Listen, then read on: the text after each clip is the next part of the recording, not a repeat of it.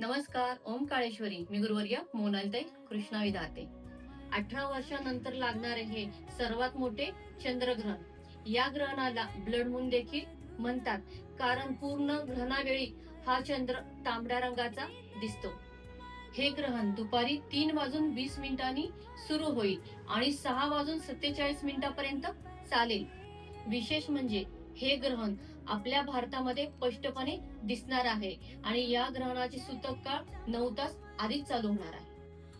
म्हणजेच 3 मार्चला सकाळी 6:20 पासून सूतक काळ लागताच विशेष गर्भवती महिलांनी अधिक सावध राहावे.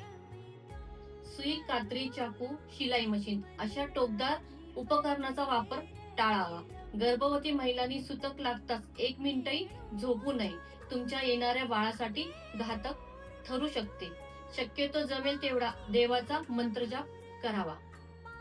तसेच गर्भवती महिलांनी सूतक संपल्यानंतर ताजे अन्न शिजून खावे व त्यामध्ये 1 तुळशीचे पान नक्की टाकावे. शिळे अन्न खाणं टाळावे. ग्रहण संपल्यानंतर घरातील वृद्ध, लहान मुले व गर्भवती महिलांनी पाण्यामध्ये गुलाबजल व गोमूत्र टाकून आंघोळ करावी. तसेच घरामध्ये गोमूत्र जल शिंपडून घराचे शुद्धीकरण करून घ्यावे.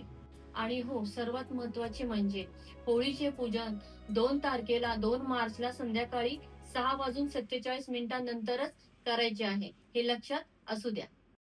शक्यतो रंग खेळायची होळी 4 मार्चलाच साजरी करावी. व्हिडिओ आवडला असेल तर आपल्या मित्रपरिवारामध्ये आणि घरातल्या सदस्यांमध्ये नक्की शेअर करा.